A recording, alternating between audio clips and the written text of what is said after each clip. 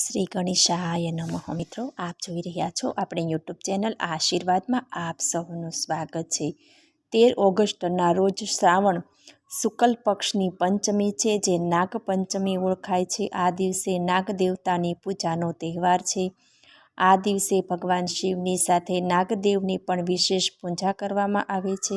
તો આજે આપણે આ વિડીયોમાં સાંભળીશું નાગપંચમીની વ્રતવિધિ, મહાત્મ્ય તથા વ્રતકથા વિશે આજે આપણે આ વિડીયોમાં સાંભળીશું। જો આપને મારો વિડીયો પસંદ આવે તો લાઈક કરજો, શેર કરજો અને પહેલીવાર જો આ વિડીયો આ ચેનલમાં જોઈ રહ્યા હોય તો સબસ્ક્રાઈબ કરજો, જેથી મારા નવા વિડીયોની માહિતી તુરંત આપ સુધી પહોંચે। દર વર્ષે નાગપંચમીના દિવસે ઉજ્જૈનમાં સ્થિત મહાકાલેશ્વર જ્યોતિર્લિંગના ઉપરના માળે બિરાજત નાગચંદ્રેશ્વર ભગવાનનું મંદિર ખોલવામાં આવે છે। નાગપંચમીના દિવસે વર્ષમાં માત્ર એક જ વાર નાગચંદ્રેશ્વરના દર્શન કરી શકાય છે।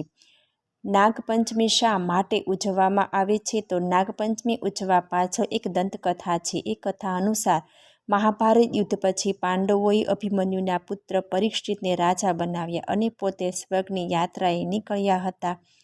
પાંડવો પછી કલયુગનું આગમન થયું હતું। રાજા પરીક્ષિતનું મૃત્યુ શાપ કરડવાથી થયું હતું, એટલે પરીક્ષિતનો પુત્ર જન્મેજય મોટો થયો ત્યારે તેમણે પિતાના મૃત્યુનો બદલો લેવા માટે પૃથ્વી પરના તમામ સાપને મારી નાખવા માટે નાગદહ યજ્ઞ કર્યો। આ યજ્ઞમાં આખી પૃથ્વીના સાપને આવીને સળગવા લાગ્યા।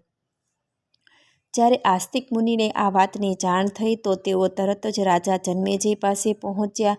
આસ્તિક મુનિએ રાજા જન્મેજયને સમજાવી આ યજ્ઞ બંધ કરાવ્યો હતો। એ દિવસે આ ઘટના બની તે દિવસ શ્રાવણ સુદ વદ પાંચમ હતી। તે દિવસે સાપ આસ્તિક ઋષિ માટે રક્ષણ બની ગયા। આ પછી નાગપંચમી પર્વની ઉજવણી શરૂઆત થઈ। આસ્તિક મુનિએ યજ્ઞની અગ્નિને ઠંડુ કરવા માટે તેમાં દૂધ નાખ્યું હતું। આ માન્યતાને કારણે નાગપંચમી પર નાગ દેવતાને દૂધ ચડાવવાની પરંપરા શરૂ થઈ છે। નાગપંચમીને દિવસે નાગ, અનંત, વાસુકી, શેધ, પદ્મ, કંબલ, શકપાલ, કાલિયા, તક્ષકનું ધ્યાન કરતી વખતે નાગની મૂર્તિની પૂજા કરવી જોઈએ। જો નાગદેવની મૂર્તિ ન હોય તો શિવલિંગ ઉપર સ્થાપિત નાગદેવતાની પૂજા કરી શકાય। નાગદેવતાને જળ અને દૂધ અર્પણ કર્યા પછી હળદર, ચોખા અને ફૂલ ચડાવવા, ધૂપ અને દીપ પ્રગટાવીને પૂજા કરવી, મીઠાઈનો ભોગ અર્પણ કરવો, નાગદેવતાની વાર્તા વાંચવી અને સાંભળવી, આ દિવસે ભગવાન શિવની પૂજા અવશ્ય કરવી। તો આજે આપણે આ વિડીયોમાં સાંભળીશું નાગપંચમીની વ્રતકથા। શ્રાવણ વદ પાંચમ એટલે નાગપાંચમ। આ દિવસે વ્રત કરનારે સવારે વહેલા ઉઠી નાહી ધોઈ પાણિયારે નાગનું ચિત્ર દોરી ઘીનો દીવો કરી પૂજા કરવી, પછી બાજરીના લોટની કુલેર બનાવી ધરાવી તે દિવસે એકટાણું કરવું, તેમાં આગલા દિવસના પલાળેલા મગ, મઠ, કાકડી, બાજરી તથા અથાણું લઈ શકાય। આ વ્રત કરનાર ઉપર નાગદેવની કૃપા ઉતરે છે। ધરમપુર નામે એક ગામ હતું। આ ગામમાં એક ડોશી રહેતી હતી। એ ડોશીને 7 દીકરા।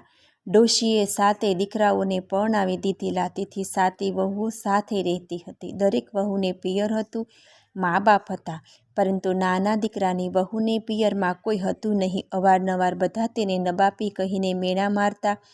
આટલું જ નહીં, ઘરનું મોટા ભાગનું કામ એની પાસે કરાવતા અને પેટ પૂરતું ખાવા પણ આપતા નહીં।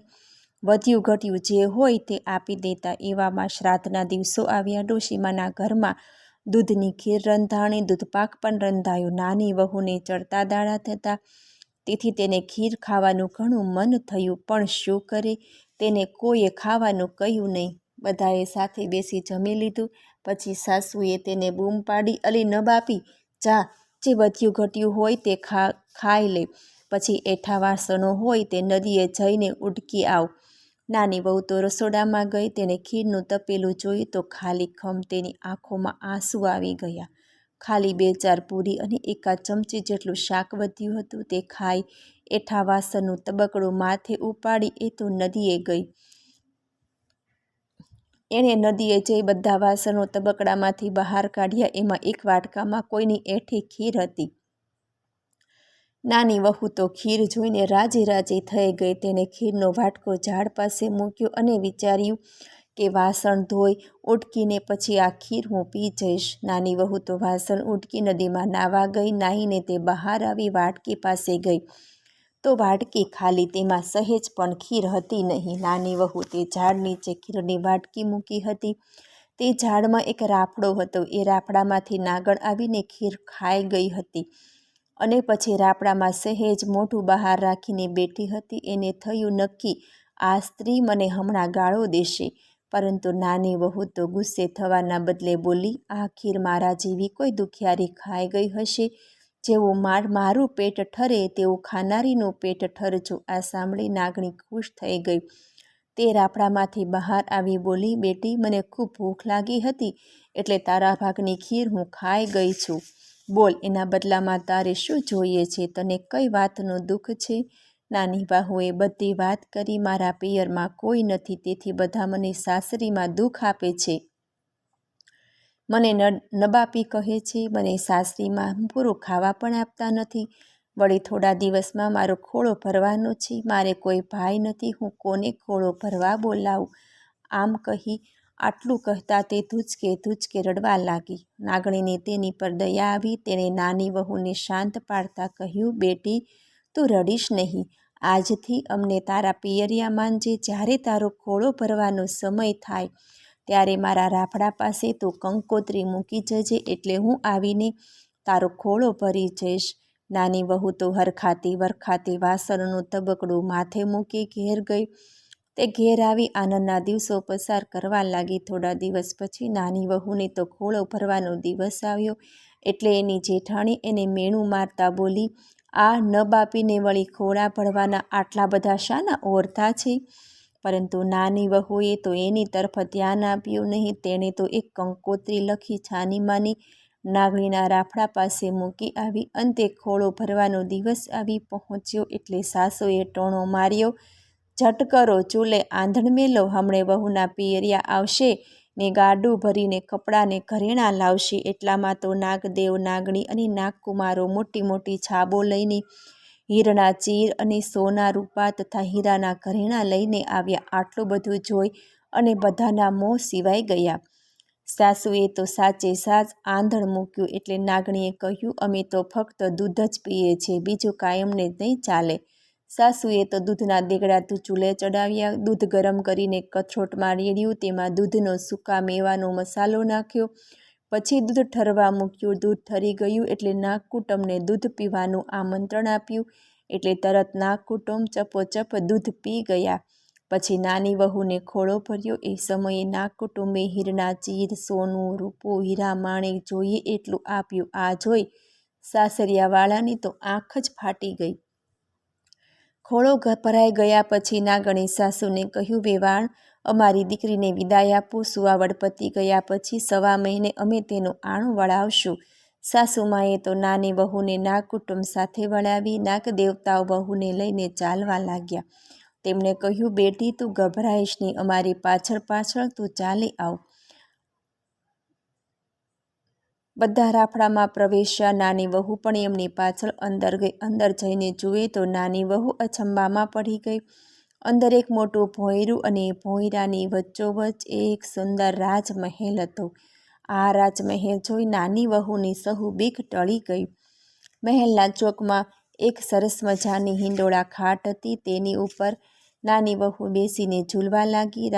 નાગકુમારો અને તેની પોતાની બહેન બનાવી તેની સાથે રમવા લાગ્યા. નાગણે કહ્યું, બેટી, તું તારે અહીં ખાઈ પીને આનંદ કર. અહીં કાંઈ તારે કામ કરવાનું નથી. તારે ફક્ત સવાર, બપોર ને સાંજ એમ 3 ટાણા આ ઘંટડી વગાડવાની. એટલે બધા નાગકુમારો ઘંટડીનો અવાજ સાંભળીને દોડી આવશે. એટલે તારે એને દૂધ પાવાનું. ભલે, એમ નાની વહુએ કહ્યું. આમ કરતાં કરતાં દિવસો પસાર કરવા લાગ્યા અને સમય પસાર થતાં નાની વહુએ દેવના સમાન દીકરાને જન્મ આપ્યો. દીકરો ધીમે ધીમે મોટો થવા લાગ્યો. એક દિવસ નાની વહુએ ઉકળતો દૂધ ટાઢું પાડવા મૂકી બહાર ગઈ.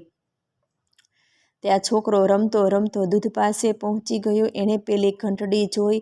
છોકરાએ ઘંટડી વગાડવા માંડી. ત્યાં તો નાગકુમારો દોડતા આવ્યા. નાગકુમારોને જોઈ છોકરો જરા ગભરાઈ ગયો અને હાથમાંથી ઘંટડી નીચે પડી ગઈ. ઘંટડી બે નાગકુમારોના પૂંછડા પર પડી એટલે તેમના પૂંછડા કપાઈ ગયા. બીજા બે દૂધ પીવા ગયા, પણ ગરમ ઉકળતા દૂધથી તેના મોઢા બળી ગયા. નાગકુમારો તો બાંડિયા અને બુચિયા થઈ ગયા. નાની વહુ દોડતી ઘરમાં આવી. તેણે પોતાના ભાઈઓને બાંડિયા બુચિયા જોયા, પણ તે શું કરી, નાના બાળકને શું કહી? નાગકુમારો તો ગુસ્સે થઈ ગયા અને બોલ્યા, અમે તારા છોકરાને જરૂર કરડીશું. એટલામાં નાગમાતા આવી પહોંચ્યા. તેમણે નાગકુમારોને શાંત કર્યા, પણ એમના મનમાંથી વેર ગયું નહીં. નાની વહુને સાસરે વળાવવાનો દિવસ આવ્યો. નાગણી માતાએ તેને મનગમતી પહેરામણી આપી સાસરે વળાવી. તેને એક સોનાનો ચૂડો અને સાચા રેશમી વસ્ત્ર આપ્યા. પછી બોલ્યા, બેટી, જ્યારે પણ તને દુઃખ પડે ત્યારે આ ઘરને તારું પિયર સમજી અહીં ચાલી આવજે. નાની વહુ પિયરથી સાસરે આવી. સાસુ તો છોકરાને જોઈ વહુને ભેટી પડી. બીજી વહુએ તો તેના પર ભારે ઈર્ષા કરવા લાગી. પેલા નાગકુમારોને થયું કે અહીં માતાએ આપણને તો છોકરાને કરડતા વાર્યા, પણ ત્યાં આપણને કોણ વારશે? એમ વિચારી તેઓ નાની વહુને સાસરે કરડવા આવી પહોંચ્યા અને ઘંટી નીચે સંતાઈ ગયા.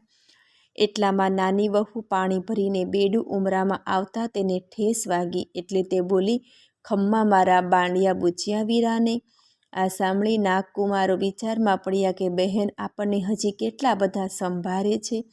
બીજે દિવસે નાની વહુ પાણી ભરવા ગઈ. નાગકુમારો પણ છાનામાના તેની પાસે સાથે ગયા.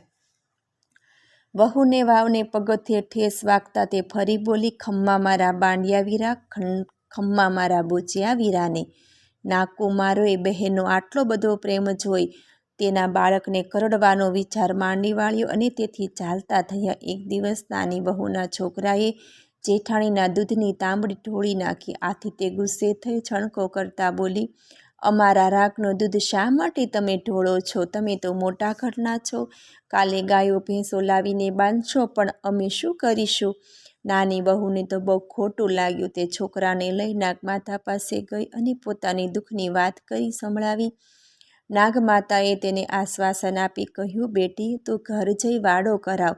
હું કાલે ગાયો ભેંસો મોકલાવીશ. વહુએ તો ઘેર આવી વાડો કરાવ્યો. એટલામાં તો પેલા બાંડિયા બુચિયા વીરાઓ પુષ્કળ ગાયો ભેંસો લઈને આવી પહોંચ્યા. બહેનનો વાડો તો ભરાઈ ગયો. બહેને થોડી ગાયો અને ભેંસો જેઠાણીઓને આપી. આથી તેઓ પણ ખૂબ ખુશ થઈ ગયા. આખા ઘરમાં આનંદ છવાઈ ગયો. હે નાગદેવતા, તમે જેમાં નાની વહુને ફળ્યા એવા વ્રત કરનારને, કથા કરનાર, વાંચનાર, સૌને સાંભળનાર સૌને ફળજો. જય નાગદેવતા. મને સાંભળવા બદલ ધન્યવાદ. જો આપને મારો વિડીયો પસંદ આવે તો લાઈક કરજો, શેર કરજો અને પહેલીવાર જો આ વિડીયો આ ચેનલમાં જોઈ રહ્યા હોય તો સબસ્ક્રાઈબ કરજો, જેથી મારા નવા વિડીયોની માહિતી તુરંત આપ સુધી પહોંચે. ધન્યવાદ. જય શ્રી કૃષ્ણ.